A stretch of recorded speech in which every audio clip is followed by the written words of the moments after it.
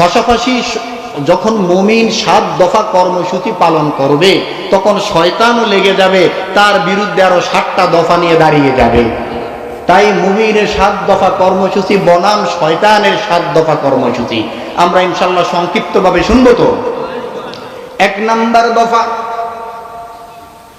মুমিন হওয়ার পরে আল্লাহ রাব্বুল আলামিন মুমিনের জন্য যে দফাটি নির্ধারণ করলে খুব ভালো করে বুঝবেন।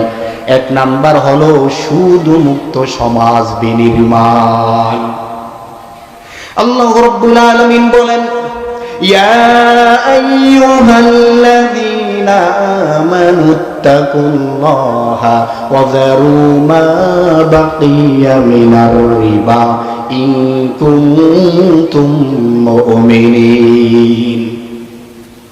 আল্লাহ রাব্বুল আলামিন বলেন, ইয়া আইয়ুহাল্লাযীনা আমানুত্তাকুল্লাহ, ও হে ঈমানদারেরা, যারা ঈমানের দাবি করো তারা সকলেই শুনে রাখো, আমি আল্লাহ রাব্বুল আলামিনকে ভয় করো এবং সুদের যে সকল বাড়তি জিনিসগুলো আছে, বকেয়া আছে, এগুলোকে তোমরা ছেড়ে দাও।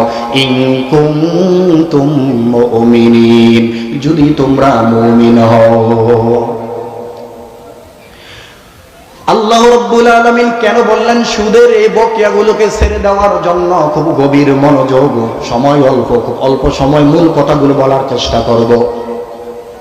মুমিন হওয়ার জন্য আমাদেরকে সর্বপ্রথম কি করতে হবে? ঈমান আনতে হবে। কি করতে হবে? ঈমান আনতে হবে। ঈমান আনার পরে বান্দার উপরে প্রথমে ইসলামী শরীয়ত যে নির্দেশটি দিয়েছেন সেটা হলো নামাজ।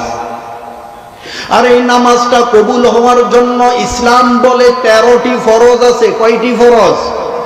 আপনি নামাজের মুসল্লায় আল্লাহু আকবার বলে দাঁড়ানোর আগেই ফরজ আছে 60টি এবং ভিতরে আছে আরো 6টি। এই নামাজের আল্লাহু আকবার বলার আগে 7 নাম্বারের 1 নাম্বার ফরজই হলো শরীরটা পাক করতে হবে।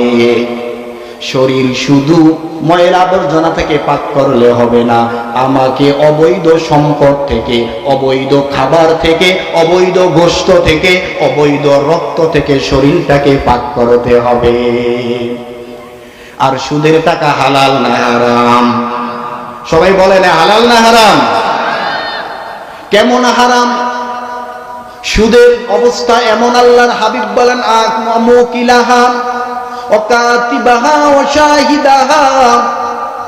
আল্লাহর হাবিব বলেন, যেই ব্যক্তি সুদ দেয় আর যে সুদ নেয় আর যে সুদের সাক্ষী তাকে লিখে যে আমি সাক্ষী রইলাম অমুকে এত টাকা নিল, আর যেই কাগজপত্র লিখলো, সাক্ষী থাকলো, দিল নিল, এই 4 জন রাসূল বলেন সমান অপরাধী।